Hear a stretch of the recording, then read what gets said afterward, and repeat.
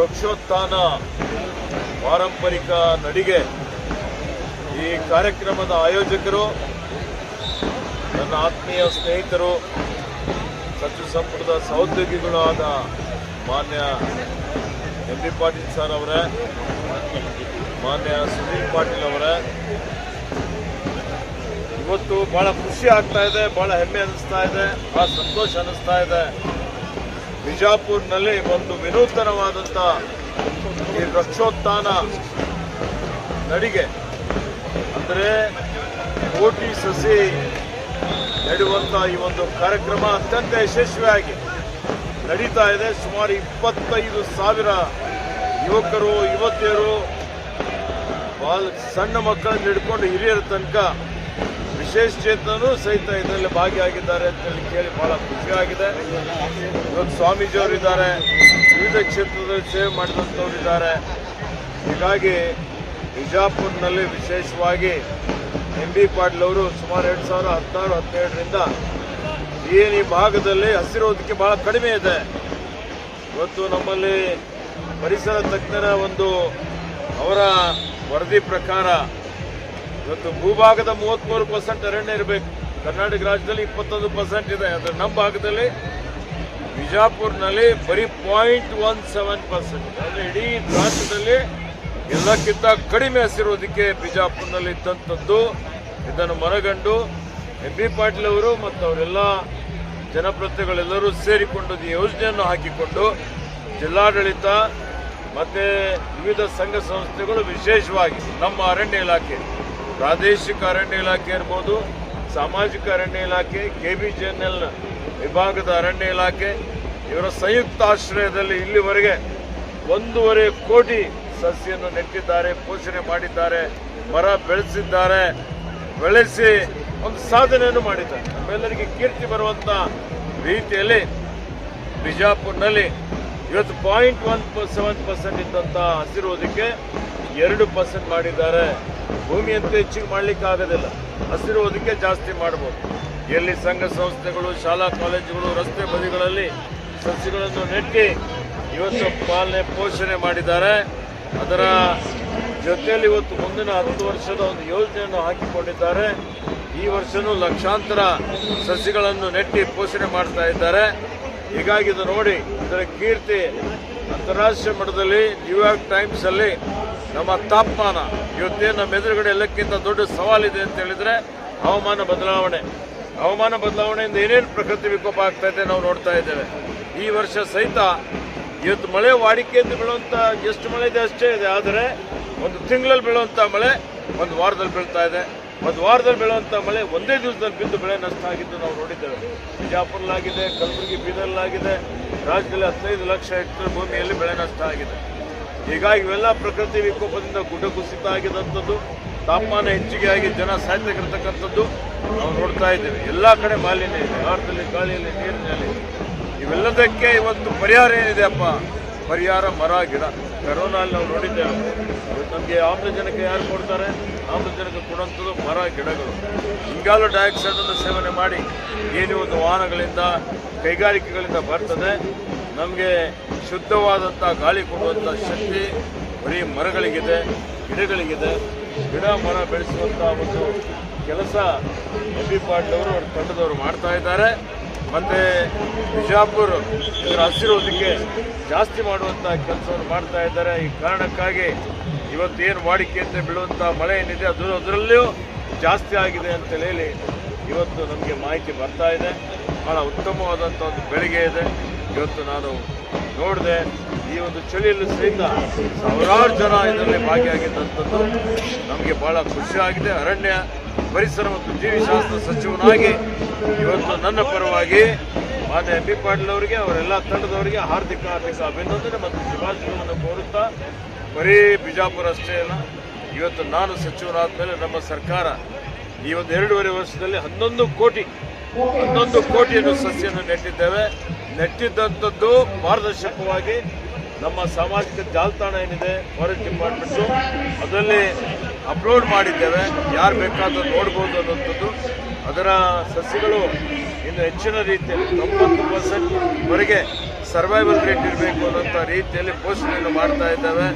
ಇವತ್ತು ಅರಣ್ಯ ಒತ್ತುವರಿ ತೆರವು ಮಾಡುವಂಥದ್ದು, ವನ್ಯಜೀವಿಗಳ ಸಂರಕ್ಷಣೆ ಮಾಡುವಂಥದ್ದು, ಪ್ರಕೃತಿ ಪರಿಸರ ಸಮತೋಲನ ಕಾಪಾಡುವಂಥ ಕೆಲಸ ಮಾಡುವಂಥದ್ದು, ಸ್ವಚ್ಛತೆ ಕಾಪಾಡುವಂಥದ್ದು ಅನೇಕ ರೀತಿಯ ಕಾರ್ಯಕ್ರಮಗಳನ್ನು ನಾವು ಮಾಡ್ತಾ ಇದ್ದೇವೆ. ನಮ್ಮ ಪಟ್ಟಣಗಳು ಗ್ಯಾಸ್ ಚೇಂಬರ್ಗಳು ಆಗಬಾರ್ದು. ಇವತ್ತು ಜನ ಮುಂದಿನ ಪೀಳಿಗೆ ಏನಿದೆ ಇರುವಂಥದ್ದು ಒಂದೇ ಭೂಮಿ, ಆ ಭೂಮಿ ಆರೋಗ್ಯಕರವಾಗಿ ಮುಂದಿನ ಪೀಳಿಗೆಗೆ ಹಸ್ತಾಂತರ ಮಾಡುವಂಥ ರೀತಿಯಲ್ಲಿ ಇವತ್ತು ನಮ್ಮ ಅರಣ್ಯ ಇಲಾಖೆ ಕೆಲಸ ಮಾಡ್ತಾ ಇದೆ. ಮಾನ್ಯ ಎಂ ಬಿ ಪಾಟೀಲ್ ಅವರು ನಿನ್ನೆ ನನಗೆ ದೂರವಾಣಿ ಮುಖಾಂತರ ಮಾತನಾಡಿ ನೀವು ಬರಲೇಬೇಕು ಅಂತ ಹೇಳಿ ನನಗೆ ಅವರು ಹೇಳಿದರು.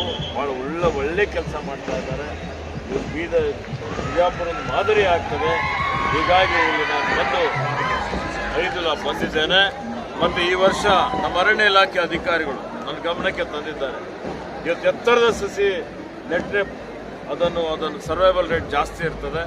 ಹೀಗಾಗಿ ಅರಣ್ಯ ಇಲಾಖೆ ವತಿಯಿಂದ ಈ ವರ್ಷನೇ 14/20 ಎತ್ತರದ 5 ಲಕ್ಷ ಎತ್ತರದ ಸಸಿಯನ್ನು ನೆಟ್ಟು ರಸ್ತೆ ಬದಿಯಲ್ಲಿ ಎಲ್ಲೆಲ್ಲ ಸಸಿಗಳನ್ನು ನೆಡುವಂಥ ಕೆಲಸ ಇವತ್ತು ಅರಣ್ಯ ಇಲಾಖೆ ಮಾಡ್ತದೆ ಅನ್ನುವಂಥ ಮಾತನ್ನು ನಾನು ನಮ್ಮ ಎಂ ಬಿ ಪಾಟೀಲ್ ಅವರಿಗೆ ಮತ್ತು ಬಿಜಾಪುರದ ಎಲ್ಲ ಜನತೆಗೆ ಹೇಳಲಿಕ್ಕೆ ತಮ್ಮ ಮುಖಾಂತರ ಹೇಳಲಿಕ್ಕೆ ಇಷ್ಟಪಡ್ತಾ ಇದ್ದೇನೆ. ಎಲ್ಲರಿಗೂ ಶುಭಾಶಯಗಳು, ಎಲ್ಲರಿಗೂ ಅಭಿನಂದನೆಗಳು. ಹಿಂದೆ ಸಂಸ್ಕೃತದಲ್ಲಿ ಒಂದು ಇವತ್ತು ಘೋಷವಾಕ್ಯ ಏನಂದರೆ ಧರ್ಮೋ ರಕ್ಷಿತೆ ರಕ್ಷಿತ ಅಂತೇಳಿ. ಯಾರು ಧರ್ಮವನ್ನು ರಕ್ಷಣೆ ಮಾಡ್ತಾರೆ ಅವ್ರಿಗೆ ಧರ್ಮ ರಕ್ಷಣೆ ಮಾಡ್ತಾರೆ. ಇವತ್ತು ನಾವೆಲ್ಲ ವೃಕ್ಷೋ ರಕ್ಷಿತೆ ರಕ್ಷಿತ. ಯಾರು ಮರಗಳನ್ನು ಗಿಡಗಳನ್ನು ರಕ್ಷಣೆ ಮಾಡ್ತಾರೆ ಅವರಿಗೆ ಮರ ಗಿಡ ರಕ್ಷಣೆ ಮಾಡ್ತದೆ. ಹೀಗಾಗಿ ಎಲ್ಲರಿಗೂ ಶುಭಾಶಯಗಳನ್ನು ಹೇಳಿ ನಾನು ಇನ್ನೂ ಹೆಚ್ಚಿನ ಹೊತ್ತು ಇರಬೇಕು ಅಂತಿದ್ದೆ.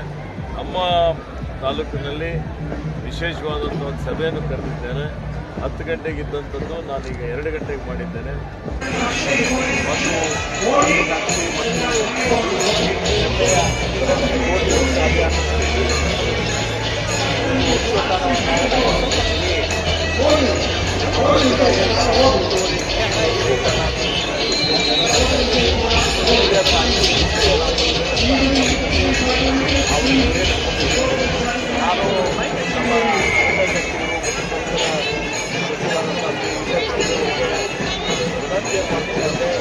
ನಾವು ಮೊದಲು ಅನ್ಕೊಂಡು ನಮ್ಮ ಜನತೆ ಗೌರವ ಮರ ಮಕ್ಕೊಂಡು ಬಂದಿರಬೇಕು. ರಾತ್ರಿ 4 ಗಂಟೆಗೆ ಬರ್ತಾರೆ. ಅದು ಕಾರ್ಯಕ್ರಮ ಮುಗಿಸಿ 12 ಗಂಟೆಗೆ ರಾತ್ರಿ 4 ಗಂಟೆಗೆ ನಮ್ಮಲ್ಲಿ ಬಂದು ಈಗಲೇ ಬರ್ತಿದ್ದಾರೆ. ನಾನು ಅವರಿಗೆ ವಿಶೇಷವಾದಂಥ ಬಯಸ್ತೇನೆ. ಅದಲ್ಲದೆ ನಮ್ಮ ಒಂದು ಬೇಡಿಕೆ ಇತ್ತು, ನಮಗೆ 5 ಲಕ್ಷ ಸಸಿಗಳ ಸಮಸ್ಯೆ ಆಗ್ತದೆ. 5 ಲಕ್ಷ ಸಸಿಗಳನ್ನ ಒಂದು ದಿವಸ ಎಕ್ಸ್ಟ್ರಾ ಆಗಿ ಹೆಚ್ಚಿದ್ದಾಗಿ ಒಂದು ದಿವಸ ಕೊಡಬೇಕು. 10 ಲಕ್ಷ ಕೇಳಿದ್ದೀವಿ, 5 ಲಕ್ಷ ಬಿಲ್ಲನ್ನು ಕೊಡ್ತೀವಿ. ಸಾಧ್ಯ 10 ಲಕ್ಷ ಸಸಿಗಳು ಸಿಗ್ತಾ ಇಲ್ಲ. ಭಾಳಷ್ಟು ನಮಗೆ ಅದು ತೊಂದರೆ ಆಗ್ತದೆ. ಅರಿವು ಮೂಡಿಸುವಂಥದ್ದಾಗಿದೆ. ಅರಿವು ಮೂಡಿಸಿದ್ರೆ ನಾವು ಸಸಿಗಳು ಅದು ನಮ್ಮ ಭಾಳ ತಪ್ಪಾಗ್ತದೆ. ಅವರು ವಿನಂತಿ ಮಾಡ್ಕೊಂಡಿದ್ದಾರೆ. ಭಾಳ ಸಂತೋಷದಿಂದ ಅವರು ಯೋಜನೆ ಮಾಡಿದ್ದಾರೆ. 5 ಲಕ್ಷ ಸಸಿಗಳನ್ನ ಸುಲಭವಾಗಿ ನಾವು ಮಾಡಿದ್ದಾರೆ. ಒಂದು ಈ ಓಟದಲ್ಲಿ ಪಾಲ್ಗೊಂಡು ಸ್ವತಃ ಇದನ್ನೆಲ್ಲವೂ ಕೂಡ ವೀಕ್ಷಿಸಿ ಎಲ್ಲವನ್ನ ತಿಳ್ಕೊಂಡು ನಮ್ಮ ಅರಣ್ಯ ಸಚಿವರು ಬಂದು ನಮಗೆ ಸೂಚನೆಯನ್ನು ಕೊಡ್ತಾರೆ.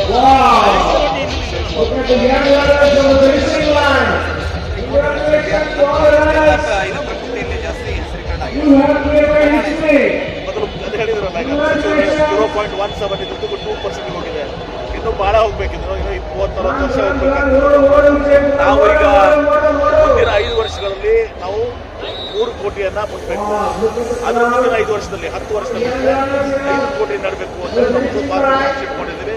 ಸಚಿವರು ಕೂಡ ಸಂಪೂರ್ಣವಾದಂತಹ ಸಹಕಾರವನ್ನು ಕೊಡ್ತಾರೆ. ನಾವೆಲ್ಲರೂ ಕೂಡಿ ಇದರಲ್ಲಿ ಜಿಲ್ಲಾಡಳಿತ, ಅರಣ್ಯ ಇಲಾಖೆ, ಕೋಟಿ ವೃಕ್ಷಾಂತರಷ್ಟು ಸಂಘ ಸಂಸ್ಥೆಗಳು ಪ್ರತಿಯೊಬ್ಬರು ಕೂಡಿಕೊಂಡು ಕೆಲಸವನ್ನು ಯಶಸ್ವಿಯನ್ನು ಮಾಡಿದ್ದೀರಿ. ಮಾಧ್ಯಮಗಳು ನೀವು ಕೂಡ ಸಹಕಾರ ಮಾಡಿದ್ದೀರಿ.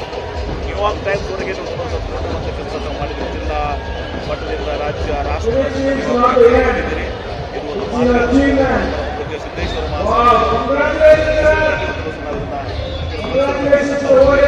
ಮಾಡ್ತಾ ಇದ್ದೀವಿ. 5 ವರ್ಷ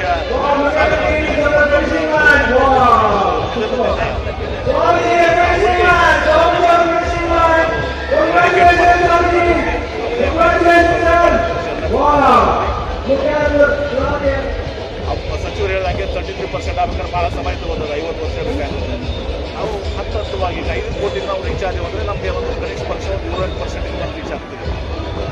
ಮುಂದಿನ ಪೀಳಿಗೆ ನಡ್ಸ್ಕೊಂಡು ಹೋಗ್ತಾರೆ. ಪಕ್ಷಾತೀತವಾಗಿ ಎಲ್ಲರೂ ಕೂಡ ಭಾಗವಹಿಸಿದ್ದಾರೆ. ನಾವು ನೋಡಿದ್ದೀರಿ, ಎಲ್ಲರೂ ಕೂಡ ಯಾವುದೇ ರೀತಿಯಿಂದ ನಾವು ಇದನ್ನ ಮತ್ತು ಬಹುಶಃ ನನಗಿಂತ ಹೆಚ್ಚಿಗೆ ಇವತ್ತು ಸಹ ಟೀಮ್ ಕಳೆದ 3 ವರ್ಷ ನೋಡ್ತಾ ಇದ್ದೀನಿ. ನಾನು 1 ಮೀಟಿಂಗ್ 2 ಮೀಟಿಂಗ್ ಆದಮೇಲೆ ಟೀಮ್ ಏನಿದೆಯಲ್ಲ ಅವರೇ ಕಾರ್ಯಕ್ರಮ ಮಾಡ್ತಾರೆ.